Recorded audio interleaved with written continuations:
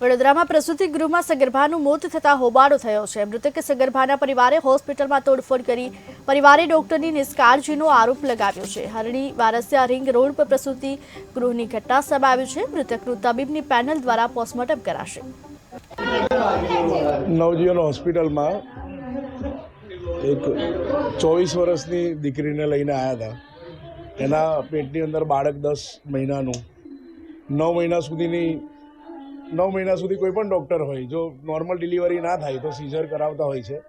આ લોકોએ 10 મહિના સુધી તકેદારી ના રાખી। ડૉક્ટર ઉદવાણી 3 દિવસથી સતત એ બતાવવા માટે આવતા હતા અહીંયા લેડીઝ અને એના ઘરવાળા, પણ નોર્મલ છે એવું કહેતા હતા। અને અત્યારે સવારે 8 વાગ્યાના આવ્યા છે, 12 વાગ્યા સુધી એવો જવાબ મળે કે નોર્મલ છે, અને પછી અચાનક પોલીસવાળાને એવી જાણ કરે છે કે પાણી ઓછું હતું એના માટે મરી ગયા। પછી મેં મારી જાતે પૂછ્યું તો એવું કહે છે કે પાણી બરોબર હતું, એટેક આવી ગયો।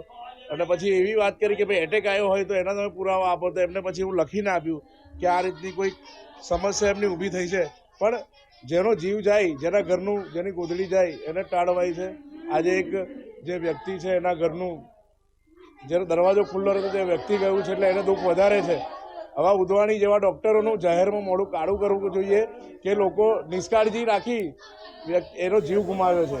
મા અને દીકરી બંને જણ મરી ગયા છે।